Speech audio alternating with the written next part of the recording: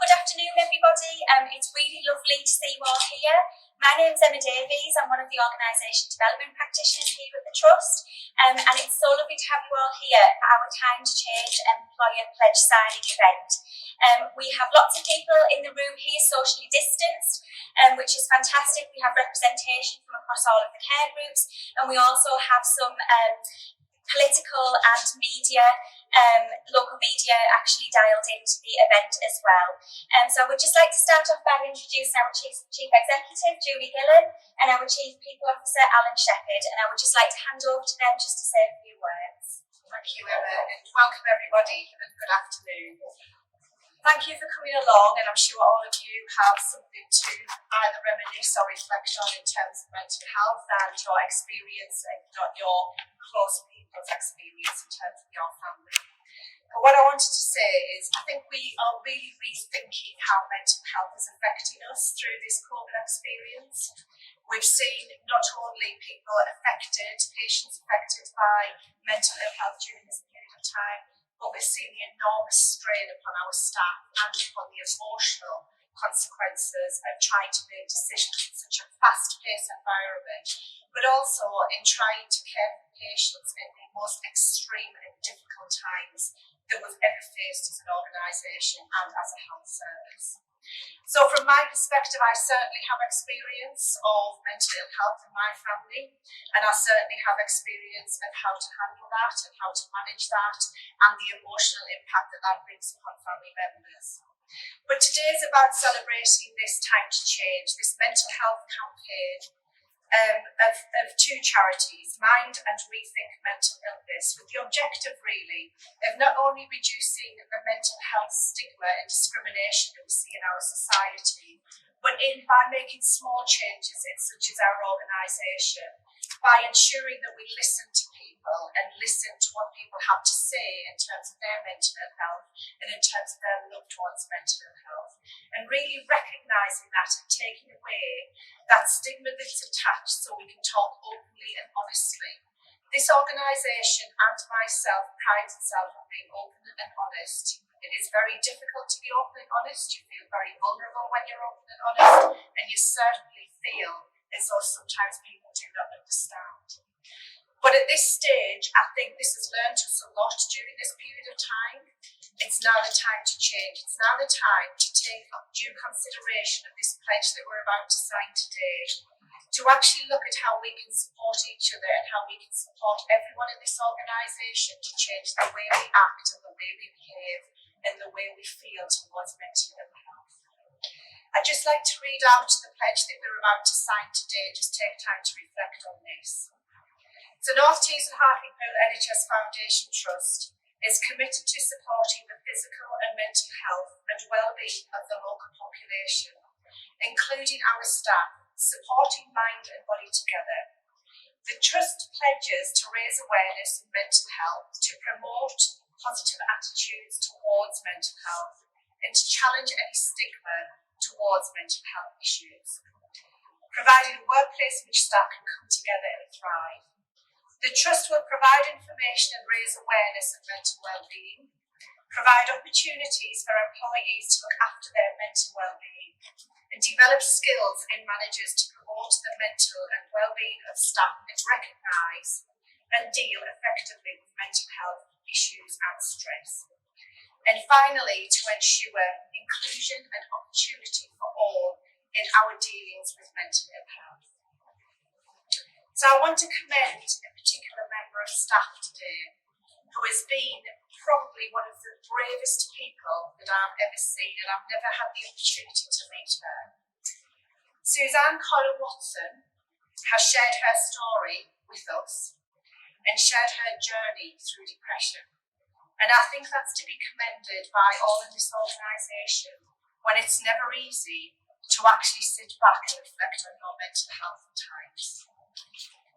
So Suzanne, I can't come near you, but what I will say is we want to present you with this book, and I'll pass it to you. But I just want to say that we feel in this organisation, certainly as an executive, that you have set the tone of the organisation.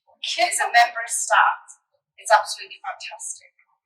This book is about the boy, the mole, the fox, and the mouse. And I've never seen this book before in my life, but I've just had an opportunity to flick through it as I was walking down. It's by Charlie Maxey, and I just want to read out one thing to you. I'm so small, said the boy.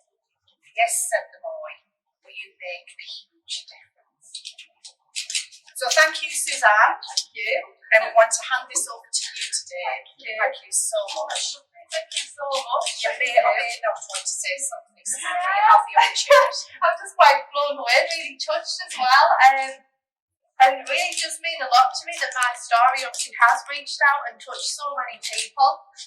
Because that's what I wanted it to do. I didn't want it to be, oh, depression is a sad thing, feel sorry for me, everybody, I'm having a bad day. Because that's not what it's all about. If depression's helped me to actually understand who I am and understand myself as a person, but to know that these difficult times, they don't last forever, and it is a journey that you're on, and sometimes there will be lows, sometimes there'll be highs.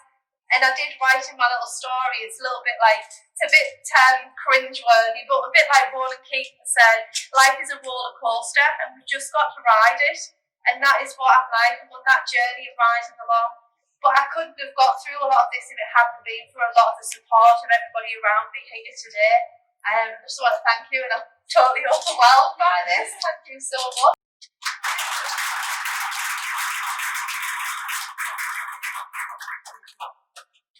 Hi everybody, so as Emma's already said, I'm on a Sheppard, I'm the Chief People Officer for the Trust. I think one of the things about my title is it puts people at the centre of our board of directors in the organisation. As Julie's already said, we're really proud to be signing this pledge. It's a second pledge, national pledge that we've signed in the organisation, the Dying to Work pledge that we signed last year with our trade union colleagues, and this as well are one of the first organisations in the NHS organisations in the North East to sign this pledge. So again, really front and centre of what we're trying to do within the organisation. Now more than ever, we've got to put the health and well-being of the people that work in our organisation front and centre of what we do. We have a really good health and well-being officer that Gillon leads across for the organisation, an absolute focus on mental health across all of our staff. And we are really passionate as an executive team about supporting staff and to make sure that their story is heard. And absolutely from the board of directors, when we talk about our sickness absence and the mental health issues, so at any one time about 30% of all of our absence is related to stress, anxiety and depression. I can assure you that that's around the people that are affected by that. It isn't just the statistics that we are looking at, it's the stories behind those statistics that are really important to us, and how we as an organisation can help support people to open up and talk about their issues, but also how we help people back into work to help improve their overall health and well-being. We acknowledge that there's still work to do within the organisation. We're working with our managers and leaders across the organisation to start to have these really quite difficult conversations with people. It's very easy, we all do it. How are you? Are you all right? Yes, fine, thanks. But I tend to call it double tap, which I don't know if you've seen Zombieland. But the double tap is you do things twice. So if you say to somebody, are you all right? And somebody says yes, and then say, well, actually, are you really all right? Because you look a bit distressed today, or whatever it may be. Just taking that time to open up that conversation with people is really important. So you'll know that we've got mental health first aiders training carrying on. COVID has done its best to put some of that training back a little bit, but we're certainly going to push on with that now so we can get as many people trained as possible within the organisation. We're also working with our trade union colleagues on a trust-wide survey of stress within the organisation to give us a really detailed understanding of what it's like to work in certain parts of the organisation and what we can do corporately to improve the health and well-being of our staff within that area.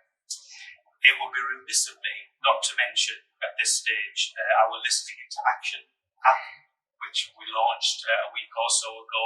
It's really important to us as an executive team and for managers within the organisation to really understand what it's like to work within the organisation and to get our staff's ideas around what we can do differently and can do at pace to help make us a better, more successful organisation that really puts the people at the heart of what we can do. It's really easy to go on and use this app, and if you haven't done it yet, it's on the back of my badge. So if you want to take a little photo of it, I don't know what's it called now, a QR code. QR code, yeah. You can easily go on and do that. We'll be getting these out to people across the organisation to really hear and support our staff in the future. It only takes about 2 weeks to complete. So that's the push from that. The only final thing that I want to say is a big thank you to Suzanne and for people like Suzanne who are taking the time and the brave thing to do to really put their head above the parapet and say, actually, it is okay to say that I'm not okay. So thank you very much.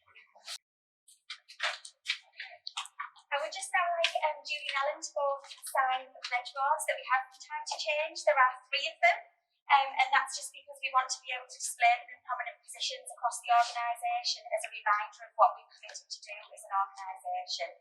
So if Julie and Ellen could do that now, that would be fantastic.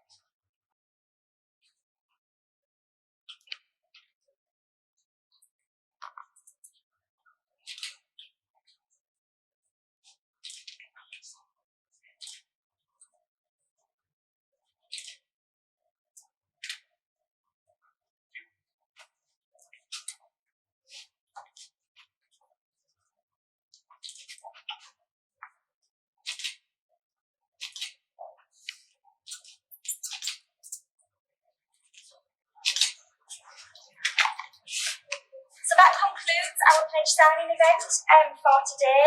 I would just like to say a huge thank you to Julie and to Alan for coming here today to sign the pledge as a symbol of what we're committed to do as an organisation, and obviously to thank all of you for attending. We will be sharing this video on social media platforms so that we can reach more people within our community and more staff, so that people are aware of what we've committed to do. I would also just like to say that on both hospital sites for the next few weeks we're going to have pledge trees, and that's so that staff can come along and make an individual pledge to support their own mental health and wellbeing, or the mental health and wellbeing of other people. And there's some lovely little gifts on the trees that you can take away once you've made that